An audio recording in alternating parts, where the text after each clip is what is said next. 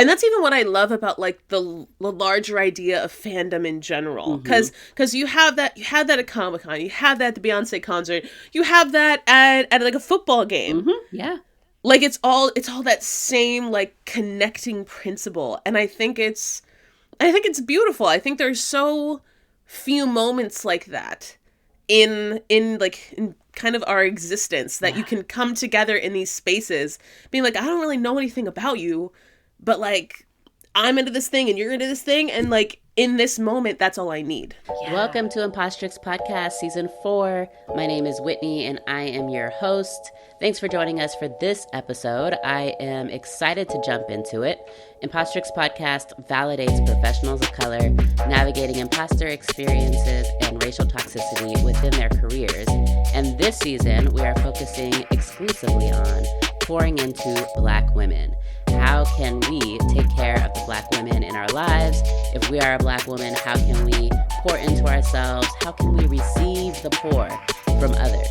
So this episode is going to be about that and all the episodes within this season. So sit back, get your listening ears on.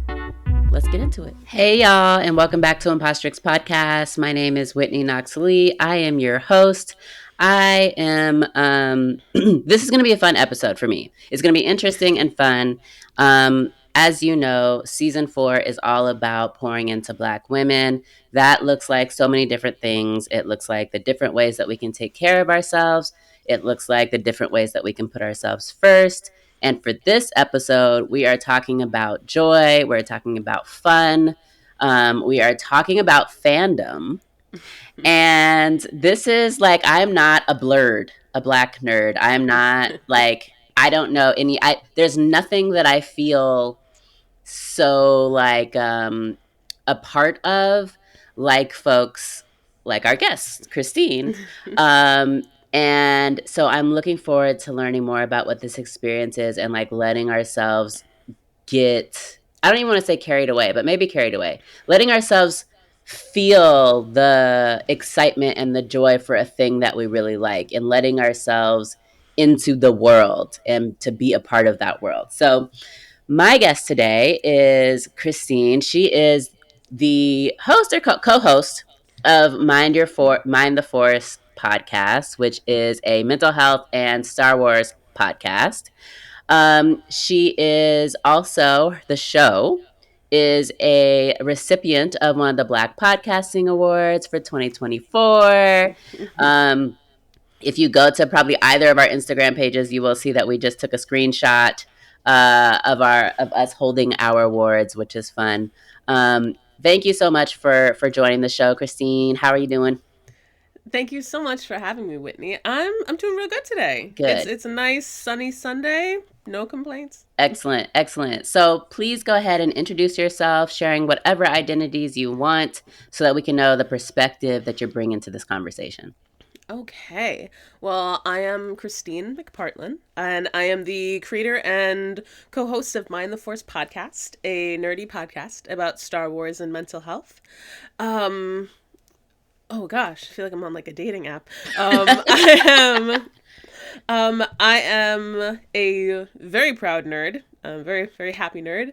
I'm also a proud wife and a proud Black woman and a very proud and happy podcaster. As I'm sure Whitney can also attest to, it's like the best thing to do in the world is podcasting. And I enjoy holding space for people, and I enjoy this very particular space that I've created for myself and hopefully for others in order to make conversations around mental health feel more accessible through the soft lens of fiction. So we do a lot of nerding out about like fandom and theories and all these like nitty gritty things we love to get into, but we then really love to bring it back into our reality and what our real lives look like and what real feelings and human experience looks like. And I just love melding these two worlds because they fit together so nicely. Yeah. I've listened to Kristine's podcast. It's great. It's long form, which is new to me. And I did feel myself like I listened to it on a road trip and I felt myself just becoming a part of it, which was nice. Thank And you. I don't know anything about Star Wars, and so even like I was able to learn some about Star Wars, and then the tie back to the mental health was really cool. So for folks who do love Star Wars, this is definitely your show. It's definitely a show to check out. Oh, thank you. Can I ask what episode you listened I to? listened I'm to the curious first now. one with your cousin, dad, uncle. My uncle. That was, Yes. yes, my first several episodes are with my uncle Matt, who is a huge Star Wars fan. Like he is like Jedi Master level. I try to have people on who I feel are smarter than I am, and he definitely falls into that category of just like hold my hand and lead me down the yellow brick road. Yeah. And I liked I liked the history that you all were going into of the show, of the what do they call it? The The franchise. franchise. Yeah, no, I mean there's a lot of it. Mhm. I think that's what I love particularly about Star Wars, but really you find this in a lot of franchises that I love a world. Yeah. I love world building. I love like different pieces of lore, whether it's from like recently or years ago, because you'll have like decades of backlog, Yeah. whether it's movies or television show. I mean, Star Wars has like over 300 novels. They have decades worth of comic books, and so there's no shortage of content to enjoy. Wow. That's like the ultimate binge. It Like is. It is. It's endless. It's endless, honestly. Like I can't even consider myself anywhere close to an expert. Especially I came into it later on in life. mhm. I think like my co-host James, shout out James. He's been into Star Wars since he was a kid. Mhm. So he's up to date on the comics. Like he's waiting for new ones to drop. Yeah. And like he's just absorbed more of the expanded universe content than I Mhm. have. Mhm. But I think that's half the fun. It's like there's still so much left to discover. It's like a love affair that never has to end. So let's pause a minute and just get real. You do everything for everybody. But have you taken a moment to care for future you? Getting your affairs in order isn't just about wills or trusts. It's about peace of mind for you and love for those that you leave behind. Ideally, we should all have an estate plan. And if you're in Georgia, Wills for the People can help you out.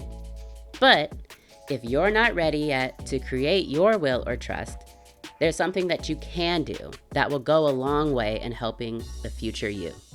And that is to get organized. The I Plan for This Life Organizer for when it's needed is a workbook designed to help you organize your life with clarity and ease, making it so that if someone needs to care for you or for your affairs because you're not able to, they have all of the information that they need. No stress, no confusion, just a record made by you, about you. Visit willsforthepeoplega.com to get your copy, because you deserve to be prepared and to have your loved ones prepared.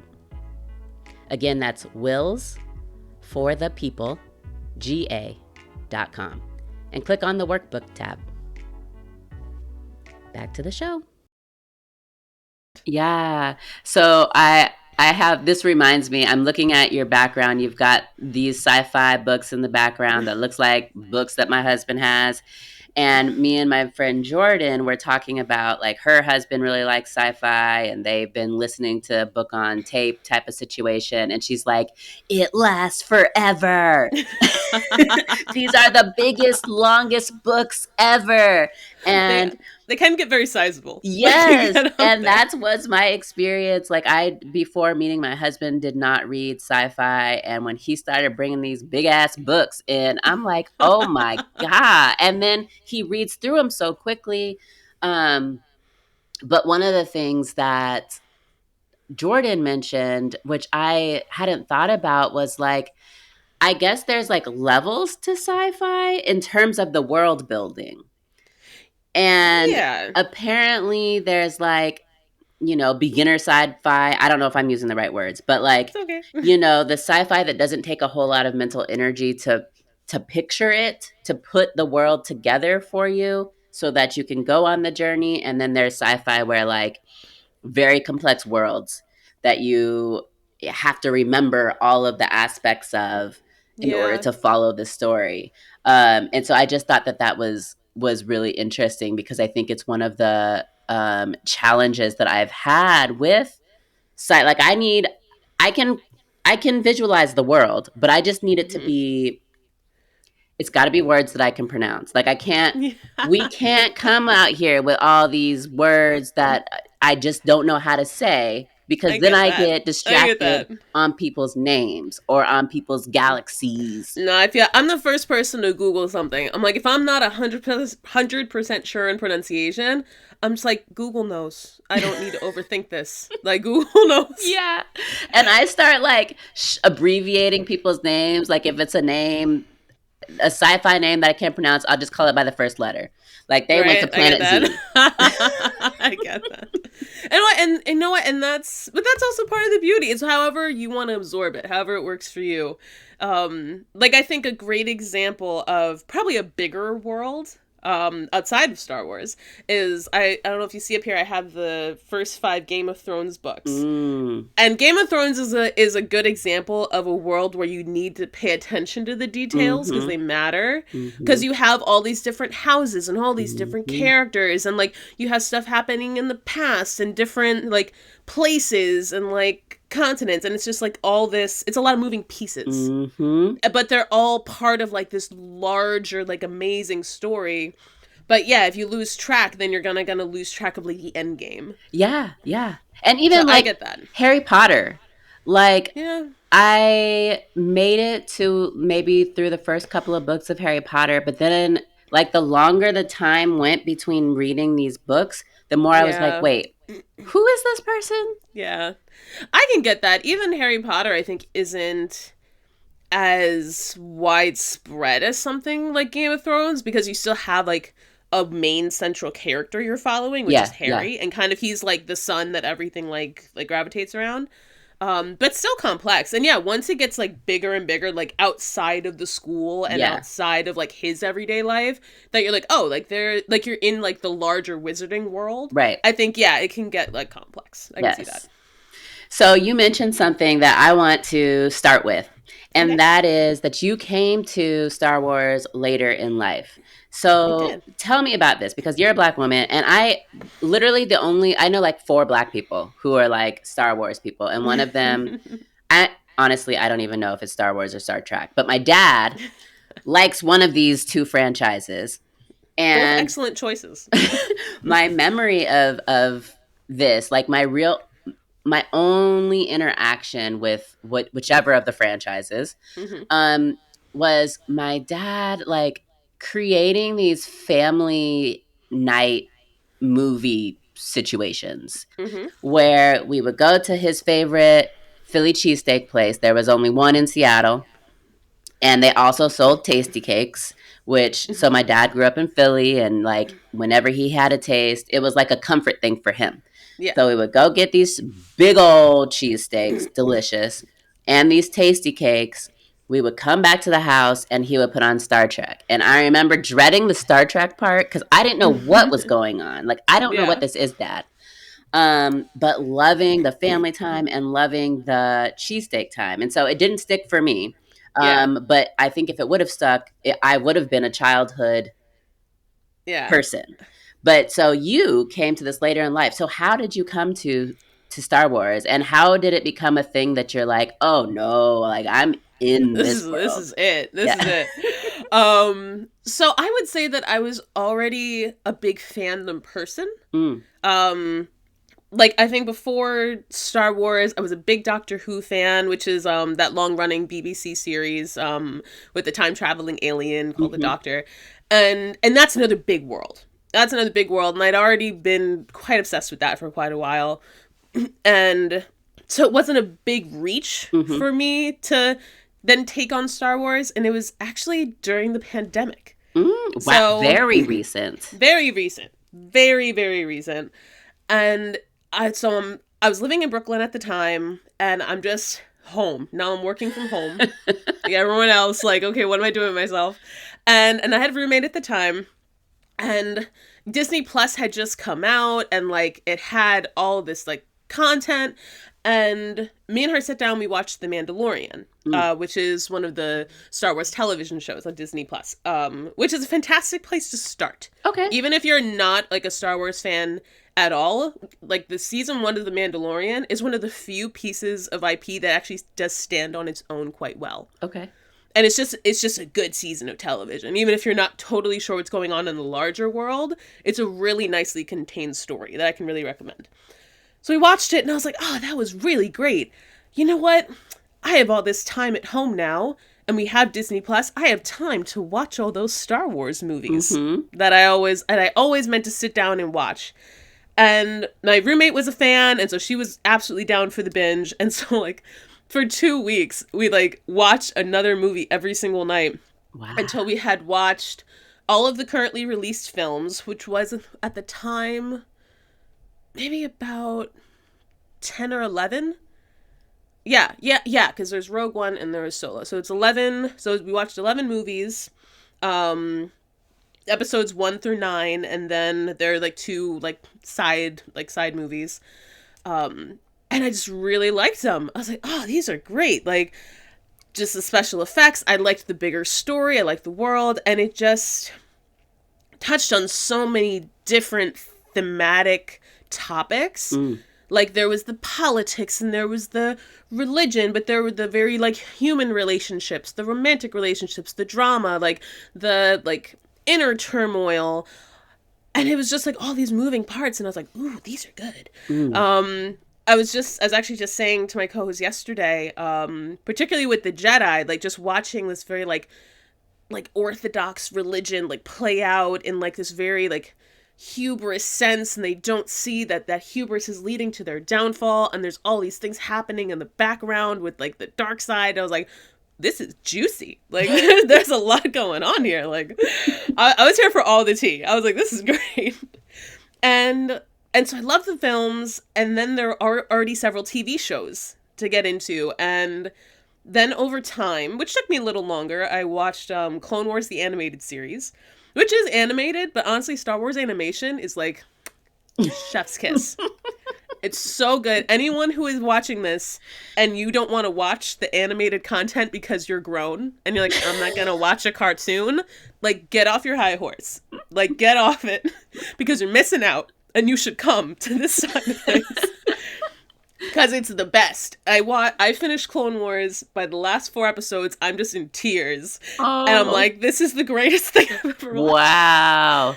It was just amazing. It was just, you know what, like, so what if it's a cartoon? Like, quality storytelling is quality storytelling. Yeah. And I mean, I also I love a show, I think, more than a movie. Yeah, because you can get a lot more out of a show. And, man, they just knocked that one out of the park.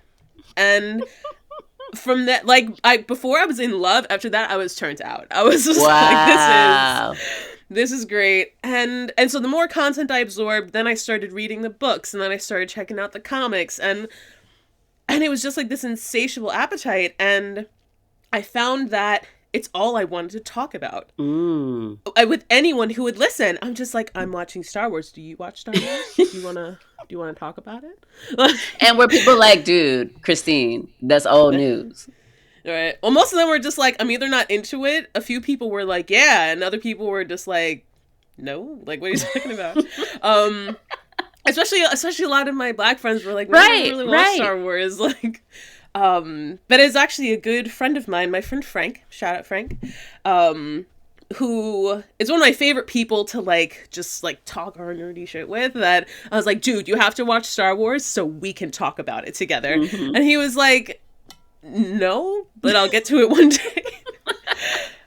And actually, and it was him who suggested, he was like, well, if that's all you want to talk about all the time, it sounds like you need a podcast. And I was like, maybe I do need a podcast. Yeah. And that was kind of like the seed that expanded into all of this. Interesting. How did you find your co-host? I actually grew up with James. We're from the same hometown. Wow. And he's very good friends with my older brother. Okay. And so I always knew him. Like, it was always someone who was around. And he was one of the first people I met who was super into Star Wars. And this was like 10 years ago that we talked about it. And so when I started like developing this idea, and it kind of then came with this mental health connection because I wanted to do something a little different than like everything that was already out there. I kind of started like pitching it to Star Wars fans to be like, is this something you'd be interested in? Is this something you'd want to listen to? And I think he was the second person I told. And he just loved it. From the jump. He was like, oh my gosh, I think about this kind of stuff all the time, like really deeply. He was in love from the jump, and he just got it. Nice. And I always appreciated that. And I had him on as an early guest co-host, which is a format I used to do. So I used to have guest co-hosts. Right. Which was really, it was lovely for like the variety of conversation and like talking to different kinds of people and finding out what their experience was and their relationship with the franchise. The narrative continuity wasn't great. Okay. Yeah, and so that's why I did in the end decide to have a permanent co-host. Yeah. And James was just my first call. I'm like, do you want to do this with me all the time? Yeah. And it's been wonderful. It's been great. He's so smart, so knowledgeable, and we're just like on the same page, like. And it's funny that, like, the things we agree on, the things we don't agree on, and it's really been great having him in the permanent seat. Interesting. So what I'm wondering, like, what does this feel like? What does this feel like to be that excited about something and to have all of this, like, universe of content and events? And I don't know, like I feel like it's a club. So like I am in a coaching cohort right now, and the business coach loves Star Wars apparently, and so she's always putting these memes that have Yoda and Baby Yoda, and I don't know what you're talking about, but like, what does this give you? Like as far as your joy and what keeps you engaged, what does it give you? Gosh, so much. So much. Like, and what's I think been the nicest surprise is the different avenues in which it gives, like, there's multiple paths of like positive energy that are constantly streaming at me, and it's so nice.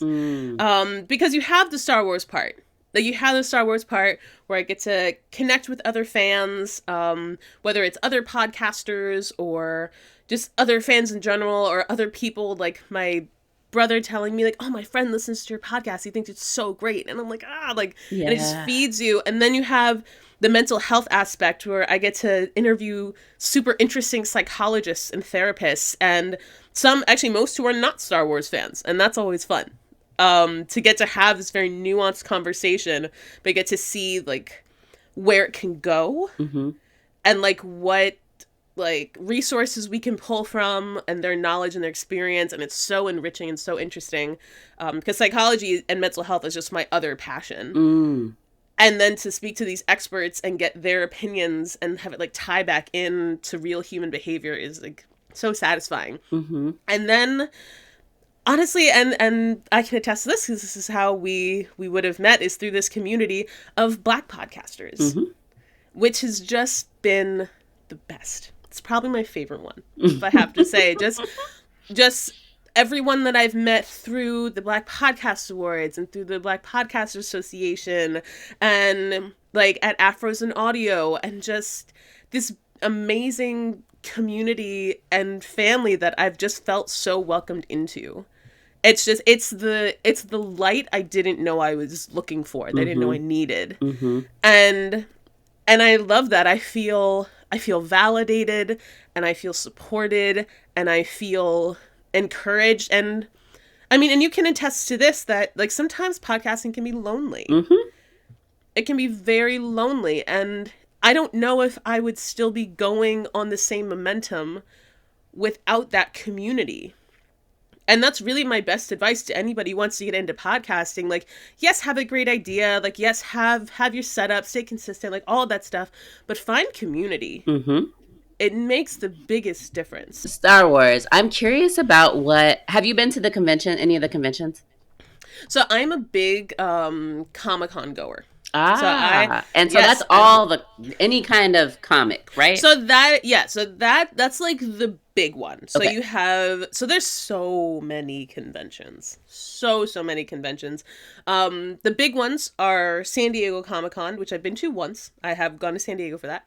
But I've been to New York Comic-Con pretty much every year for almost the past 9 or 10 years. Wow, awesome. And I love it. I love it. I mean, it changes over the years. Like, things get more commercialized, but I also think it gets more expanded.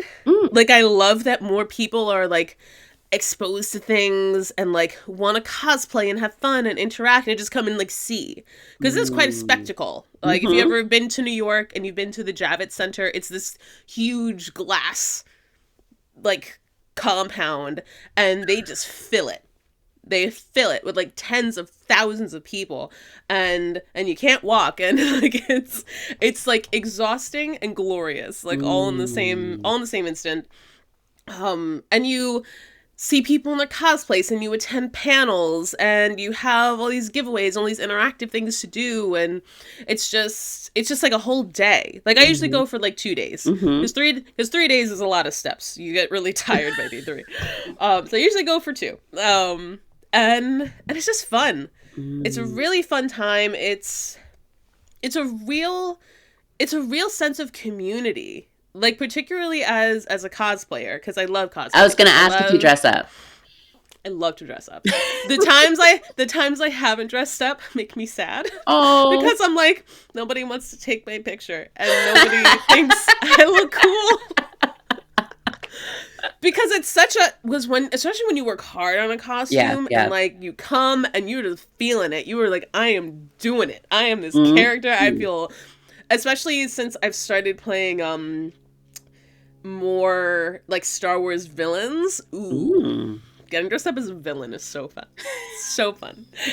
And it's just cool because like then you see like other people from your fandom like also cosplaying, and you're like, like and it's like I don't know anything about this person. I don't know their name. I don't know what they do or who they are, anything about them. All I know is they love the thing I love. Yeah. And it's this instant connection and just this instant endorphin rush. Yeah. And then people stop you like, "Oh, can I take your picture? Because you just look cool." Yeah. And it's just, I don't know, it's so flattering and it's so validating, and it's fun. It's super fun. Like even my own partner who hates taking pictures, he had a pretty cool cosplay one year, and people were like stopping him, being like, "Oh, can I take your picture?" And he's like, "I guess." Sure. Like, it's not even you, babe. It's not even you. It's your character. Yeah. The character. Like, yeah. My friend Sarah, she loves dressing up for Halloween. Loves. And her work, every year they have a contest, and the best costume gets like a day off of work. Nice. Yeah. What? And so every year she like tries hard. She's usually a villain. She does all of the things, and it reminds me, now that you're talking about cosplay, it reminds me of that, because part of what she loves is it's the same the same concept. I love Halloween. Yep, she loves the interactions. She what did she dress up as? Pennywise, the clown from Nice. I've never seen it, so I don't know. But anyways, she drove by somebody's random person's house who had some, I guess, complimentary decorations in their yard. And so she gets out, goes into the yard, takes a picture, and then the owner of the home sees her and then comes out and is like, yes, we need to do these pictures. I love that they're just like, not like, why are you in my yard? Yes, you're doing the thing. Yeah. I love that. So that's what it reminds me of. And the Beyonce concert, when it's like everybody shows up in their best, like sparkly cowgirl, cowboy, cow thing. Honestly, outfit. like it's the same thing, and that's even what I love about like the larger idea of fandom in general, because you have that at Comic-Con, you have that at the Beyonce concert, you have that at like a football game. Yeah, like it's all that same like connecting principle, and I think it's beautiful. I think there's so few moments like that in kind of our existence, that you can come together in these spaces being like, I don't really know anything about you, but like I'm into this thing and you're into this thing, and like in this moment that's all I need. Yeah. And so I think this is something that we, like, listeners, myself, can take from this conversation is, like, today we're talking about fun, right? Like, this stuff is fun. And for myself, I don't think I have enough moments of fun, of joy, whether or not it's curated, but particularly the curated parts, because that takes energy and time. But, thinking about my friend Sarah and thinking about you and talking about cosplay, like, she realized this year that, like, Halloween was her absolute favorite thing ever. After 5 years of dressing up, right? Like, she's finally like, oh, like, I love this shit. Like, I love it. And I think you kind of tying this back to, like, this is like every day for a lot of us. This is like football games, like, and it just makes me want to encourage folks to lean in, and, like, encourage myself to lean in. My 6-year-old, he's 7 now, plays basketball and he plays football, and sometimes parents come all decked out, and I'm always saying to myself, I mean, for this though.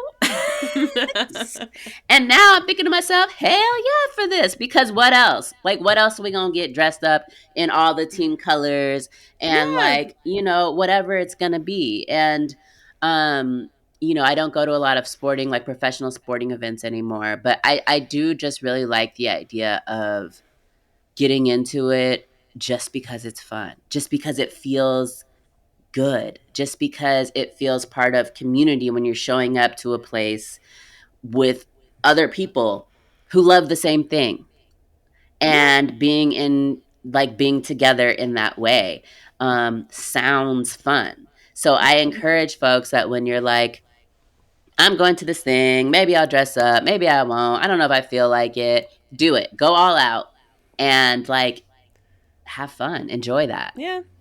Yeah, and even if it's in a small way, like I would never say, like, oh, you can only come to Comic-Con if you're going to be, like, decked out to the nines. Like, even if you do something small, like you wear, like, a t-shirt from your favorite movie, or like we wear some, like, ears or something, like even something small still makes you a part of it. Like, you can still engage and be a part of that community in small ways. And even if you don't want to, if you're just in the space and enjoying it, like, you're not in that space because you wandered in. Like, yeah. Like, you're still here, you're still in it. Yeah. And that's what I also really think we try to do on the podcast, is, like, yes, we have, like, so much fun. Oh my God, we have a lot of fun. But we also then do try to bring in those other deeper elements, because we want people to not only, like, connect with each other, but, like, connect with this content. And it can be a deeper way, because that's really what great storytelling does, is it infers from our own lives. Like, it's pulling from our own reality and our own experiences, and driving that sense of connection. I mean, that's why we love a great story. Like, we see something of ourselves in it, like, whether it's in a character or in an experience or in an environment. Like I think of my husband's rewatching The Wire, and mine too. And they're doing a lot of the same stuff. I feel like we should make, like, a friend connection here. Yeah. He's rewatching The Wire, and it's so interesting because it's a whole different city. Like, he grew up in the Bronx. The Wire's obviously set in Baltimore. But he was telling me, he's like, there's so many relatable experiences in this show. He's like, I understand the mentality of, like, these adults and these kids, like, what they think they have to do growing up in this environment, because that's the power that story is pulling from, is from these very raw, real-world experiences. I don't know, even something fantastical, like Star Wars, like, has so many real-world applications when it comes to, like, our own inner emotions, our own relationships, especially the world around us. Oh my gosh, like the political overlap is crazy. Yeah. The political commentary and religious commentary, it runs so deep in something like that. And I can think of Harry Potter, I can think of Lord of the Rings, I can think of Game of Thrones, I can think of The Walking Dead, even like something in like zombie dystopian stuff. Like that show is more about human behavior and way less about zombies. If you're paying attention. And we're supposed to connect to this. We're supposed to see ourselves, supposed to make us like think and feel. And sometimes those feelings aren't good. Sometimes they're very like deep, dark questions. But like at the same time, we're still so entertained. It's this amazing, like multifaceted, multi-layered, almost like it's multi-sensory experience. Yeah. Like, and it's just wild, and your mind races, and like I'm getting carried away. I need to calm down. So I think last time you and I talked a couple of months ago, I was trying to like figure out if I had any like quote nerdy moments, or like if I had anything that might be similar, because now I think less about shows and movies and more about games. I think about Magic and Pokemon, and for me it was POGS. I remember you talked about POGS. After that conversation, I went on a Google search around POGS. They were like milk bottle caps or whatever. I'd never seen a POG on a milk bottle. Okay, first of all, so I don't know. Right, what milk were people buying? Right, exactly. Like I don't really know, but I remember having this collection. And for people who don't remember or don't have experience with POGs, they're like these they're discs and like basically of hard cardboard, and then there are these slammers, and the slammers were either metal or they were plastic, and they were decorated with all these designs.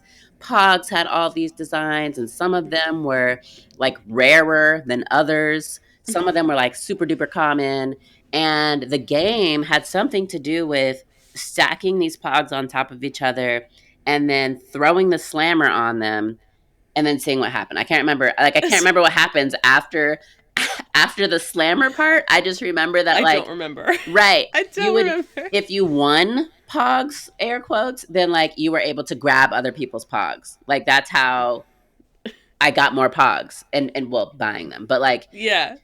So that's the thing. I remember my brother collecting baseball cards.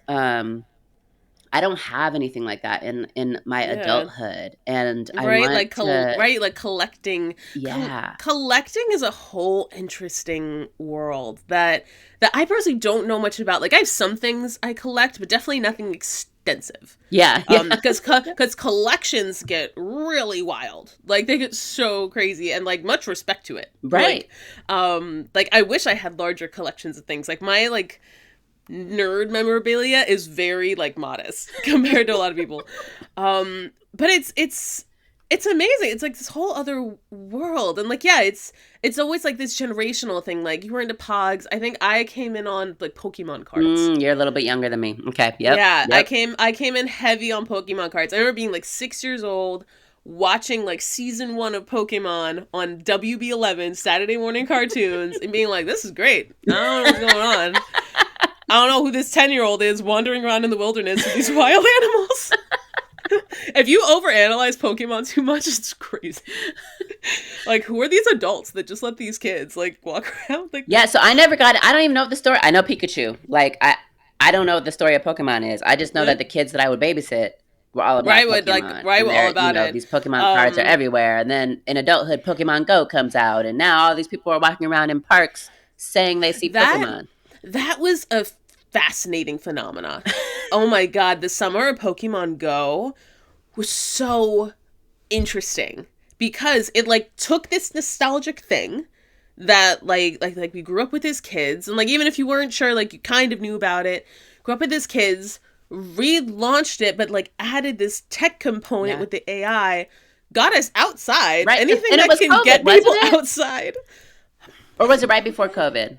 I think it might have been right before, because I remember like pre-COVID life, because I remember living at home still before I moved to Brooklyn. Okay. got people outside on their phones wandering through parks and like Just meeting wandering people around. like wandering around like into buildings and like but it was so strange because like it's tech focused, like we're in our phones, like we're all addicted to our phones, but you're outside and you're socializing with real people. And I'm like, that's amazing.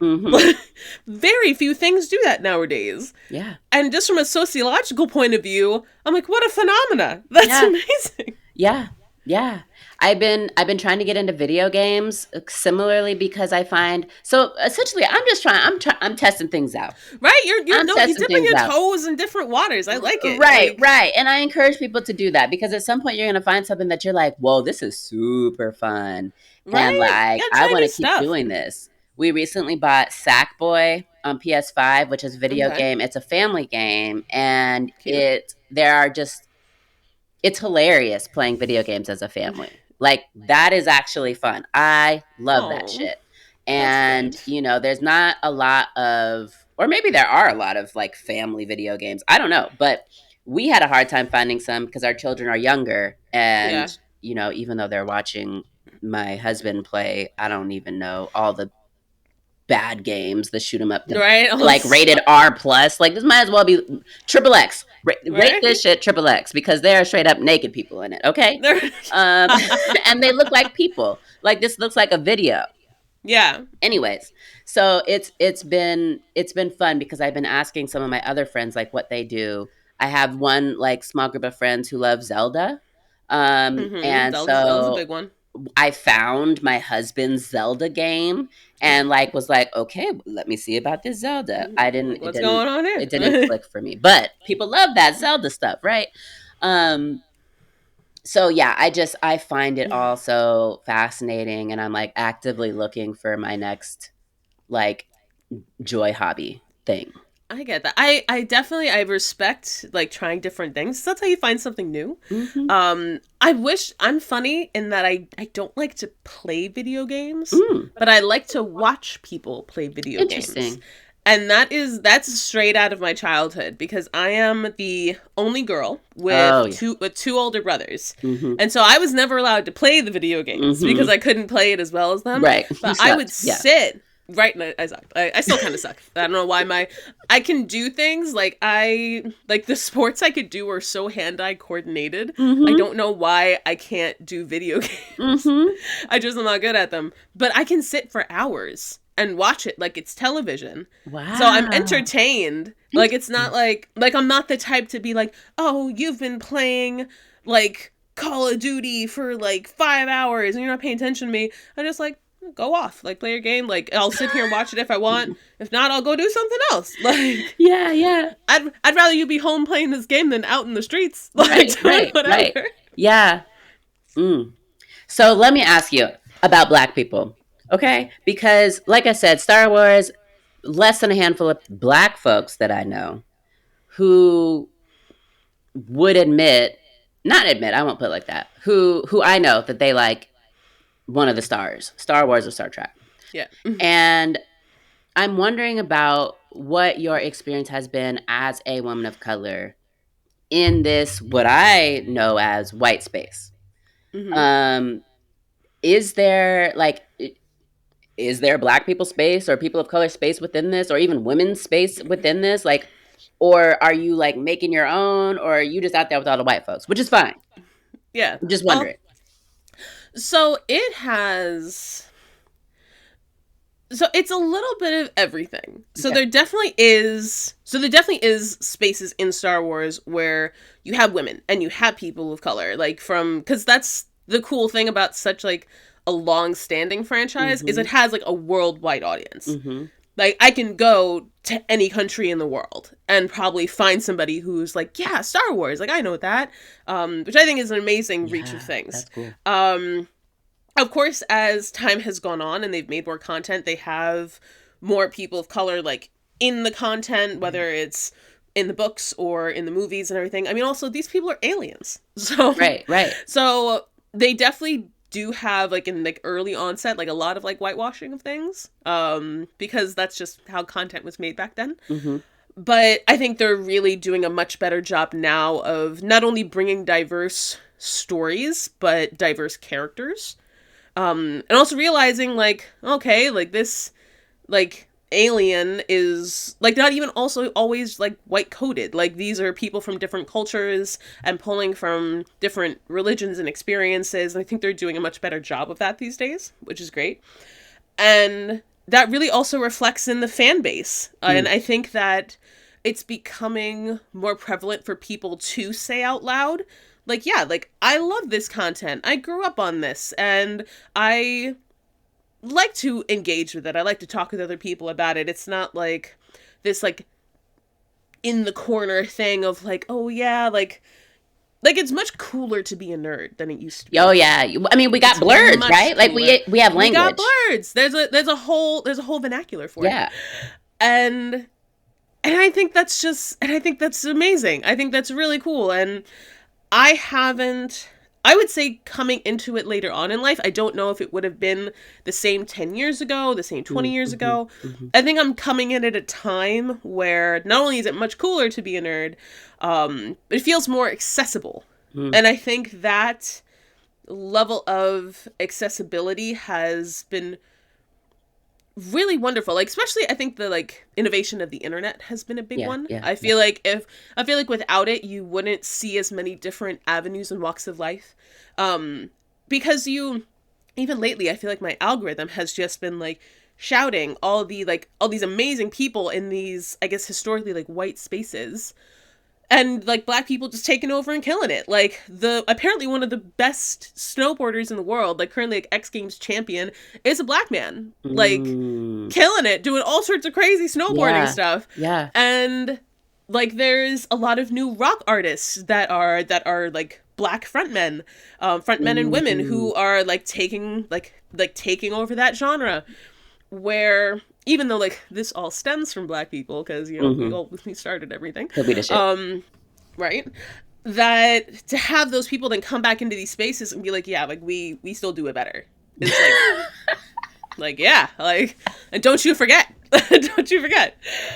And I feel like so I feel like I've been blessed in that way, where of course, like, there is, like, this predominant part of the fandom that is white people, and that's fine. Like, it's not hard to find spaces for women and spaces for people of color, and, like, see people engaging with it and loving it all the same. Yeah. So I'm gonna wrap us up. This has been a great conversation. I think what I want to end on, because you've shared with us just how important mental health is to you, I want to know about if you've noticed a change in how you are doing mentally, physically, emotionally, spiritually since discovering Star Wars specifically, or maybe if not Star Wars, because I know you said you've always been blerdy, right? So, like, when you're able to lean into this, do you notice a difference in those areas of your life? Yeah. I absolutely do. For so many reasons. I think that not only has it made me really comfortable with, like, my own fandom and, like, bringing that out into other parts of my life, but I mean, everything, like, from starting a business, which I never thought that was something I would do. Like, I didn't think I was the entrepreneurial type. And to see an idea that, like, literally I made up myself and to see it so warmly accepted is so validating, and, like, just one of the best feelings. One of the absolute top best feelings. And even on my own mental health journey, that I felt really grounded in where I am with that. I've been to therapy and I've done a lot of work on myself. And I was actually recently, which was a really big step for me, because I've been doing, like, more interviews and more like cross-promotional things like this, that I was actually able to share some very personal things with my parents that I hadn't recently found kind of, like, the inner strength to do. Yeah. And now that like I talk about it more, and I'm really like getting more into telling my own story, even like outside of the podcast, and telling my own story and like why everything got started and kind of how I ended up in this place. I wanted them to hear certain things from me before hearing about it like on the internet. And it really gave me the strength to do that. And it really it ended up being a really positive experience. Yeah.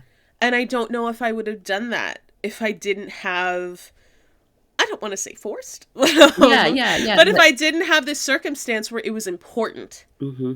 to have that conversation. Mm-hmm. And that for me was another validating step. I think that's the big word. Hashtag validation. Yes. Yes. And I feel validated as a woman and as a creative and as a Black woman, and it's all been so grounding, and I feel safe. I feel a safe place to express myself and to create and to try new things and to get really used to listening to my own voice on recording, which I think is a big step. Mm-hmm. Even as a lifelong singer, always hated listening to myself on recording, and you get real used to it real fast when you have to listen to hours of yourself. Yep. True. Wow. But yeah, no, great. it's been a life-changing experience. I wouldn't give this, God, it's probably coming up on 2 years this year. I wouldn't give any of this back for the world. Thank you so much. I'm thinking about takeaways for the listeners. What I want to know from folks, I want y'all to find me on Instagram at, what is it, Impostrix Podcast. I want you to, if you're listening on Spotify, there will be like a little question, if I remember to put it there. But like, what is your thing? What is your like blerdy thing? What is the thing that you used to love but got away from? The new thing that you love that brings you joy? I want to know from y'all, because I'm trying to get ideas, right? I want to know from y'all what you love to do. What is the joy that you're leaning into? Whether it's being a part of some fandom, or whether you're a crocheter, or one of the things that I love doing is painting my nails. But it takes time, so I don't do it all the time. But I have this like small nail polish collection of like boutique nail polishes from my favorite nail polish place that has glitter everywhere. Like in adulthood, I realized that I love glitter, which is, as a child, I didn't. I was very tomboy, but in adulthood, I'm like, give me glitter everywhere. Need a little razzle dazzle sometimes. I love it. We can have a whole other pod about nail life, because I know, I've been looking at your nails and I'm like, oh, those are so fly. I have, you know what I've been doing? I used to do my own tip sets, dip powder, the whole 9 yards. And then I recently, in the past year, transitioned to press-ons. Oh, I've heard they've come such a long way. Bro, press-ons are everything. This is my first set going to the salon in a minute. And I'm happy with it. I needed something a little stronger to get me through the next 2 weeks. Mm-hmm. But girl, we can talk all about press-ons. Let me tell you. That's a whole other pod just on nails alone. Okay, Kristine, tell us where listeners can find you and where they can access your podcast. Of course. So, you can find us at mindtheforce.com. It's a very cool website. You can also hit us up on Instagram and Facebook. Search Mind the Force. You will find us there.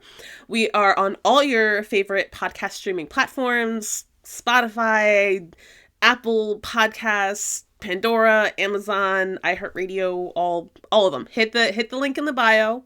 Yep. And you'll find all the clickables. Awesome. Thank you so much for this conversation, Kristine. Thank you so much for having me, Whitney. Thank you so much for listening to this episode of Impostrix Podcast. I hope that you got what you needed. If you're ready for more, feel free to go through the other 3 seasons worth of amazing episodes that we've put together for you. I want to hear from you. I want to know how you related to this episode. So if you're listening on Spotify, feel free to answer the question or send a text. You can do that through your Spotify app. If you're listening elsewhere, make sure that you follow me on Instagram at Impostrix Podcast And if you like to text, go ahead, go to the show notes, look for the link for the WhatsApp community, because we just got it started this season for season 4, and I love to chat, so hit me up. Also, thank you to Chris at Digital REM for editing this episode. Until next time, be validated.